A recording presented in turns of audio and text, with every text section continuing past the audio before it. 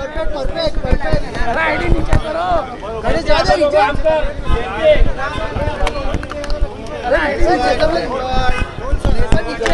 लोगो जो है लोगो के बाद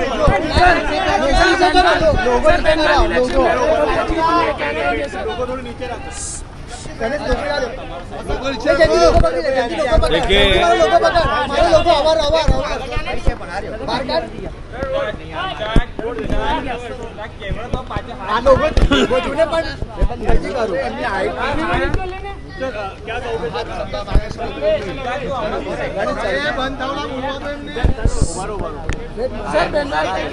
देखिए बंगाल की जीत इस देश में मोदी जी और अमित शाह जी ने देश को एक बहुत बड़ा तोहफा दिया है।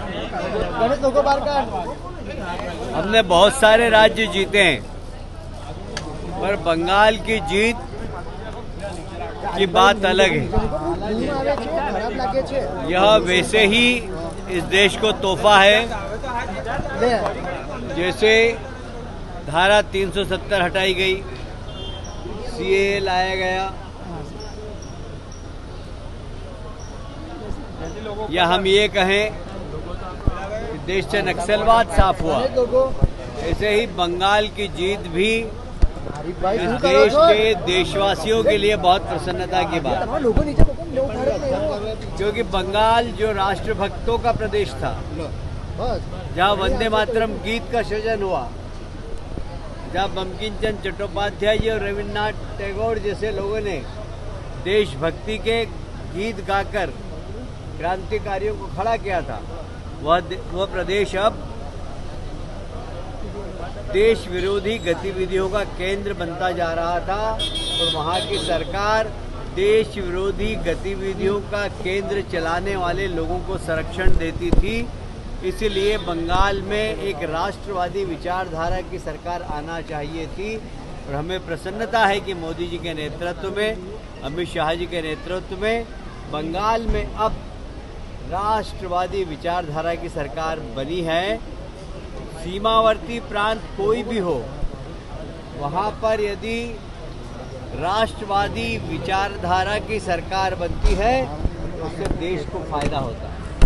बंगाल की जीत से देश की आंतरिक सुरक्षा को जो खतरा था, वह खतरा समाप्त हो रहा है और एक नए बंगाल में नया सवेरा आया है। वहाँ जिस प्रकार लॉ एंड ऑर्डर खराब था, वहाँ जिस प्रकार महिला सुरक्षित थी, वहाँ जिस प्रकार इंडस्ट्रियलाइजेशन औद्योगिकरण समाप्त था, अब वहाँ औद्योगिकरण होगा, महिला सुरक्षा होगी और एक नए सवेरे का उदय होगा। मुझे विश्वास है कि मोदी जी के नेतृत्व में बंगाल में हम एक बेहतरीन सरकार चलाकर देश की जनता को और बंगाल की जनता को ये विश्वास दिलाएंगे कि बंगाल अब वो बंगाल नहीं है जहाँ महिला रात को अकेली नहीं निकल सकती थी, और निकलती थी तो उसके साथ रेप होता था। तो जब रेप होता था तो वहाँ के मुख्यमंत्री कहते थे कि रात में क्यों निकले आप। अब बंगाल व्यवस्थित बंगाल होगा, ऐसा हमें विश्वास है और हमें गर्व है कि बंगाल में भारतीय जनता पार्टी की सरकार मोदी जी के नेतृत्व में, अमित शाह जी के नेतृत्व में और नितिन नवीन जी के नेतृत्व में बनी है। तो बंगाल की जनता को भी बधाई देता हूँ, देश की जनता को भी बंगाल की इस जीत पर बधाई देता हूँ। मुख्यमंत्री के तौर पर शपथ कौन लेगा? किस प्रकार का हिसाब होगा? मुख्यमंत्री के बंगाल में ममता जी जो रिजाइन नहीं दे रहे उसको किस तरह देख रहे हैं? उसमें कोई बहुत बड़ी बात नहीं है, क्योंकि 8 तारीख को अपने आप ही उनका कार्यकाल पूरा होगा। जब उनका कार्यकाल पूरा हो जाता है तो पिछली विधानसभा भंग हो जाती है अपने आप ही, और उसके बाद राज्यपाल बिना उनके इस्तीफे के नए चुने हुए प्रतिनिधि जो ज़्यादा विधायक दल के नेता होते हैं उनको बुलाते हैं और मुख्यमंत्री बना सकते हैं, और इसलिए उसमें कोई फर्क नहीं पड़ता वो इस्तीफा दे या नहीं दे, उनका इस्तीफा अपने आप। और एक आरोप लगा रहे हैं कि जो ईसीआई है वो भारतीय जनता पार्टी के साथ जुड़ी हुई है, इसलिए हम हार रहे हैं।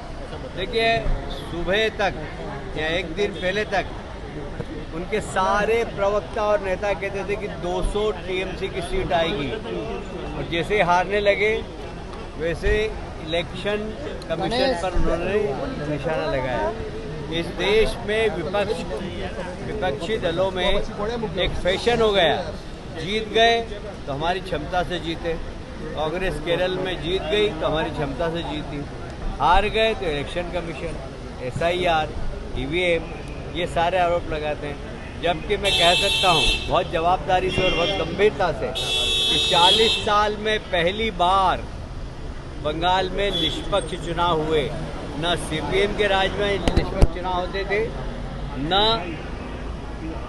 TMC के राज में निष्पक्ष चुनाव होते थे। तो 40 साल में पहली बार निष्पक्ष चुनाव। सर कौन मुख्यमंत्री कौन होगा? गुंडाराज सर मुख्यमंत्री कौन? चलो thank you sir. Thank you sir.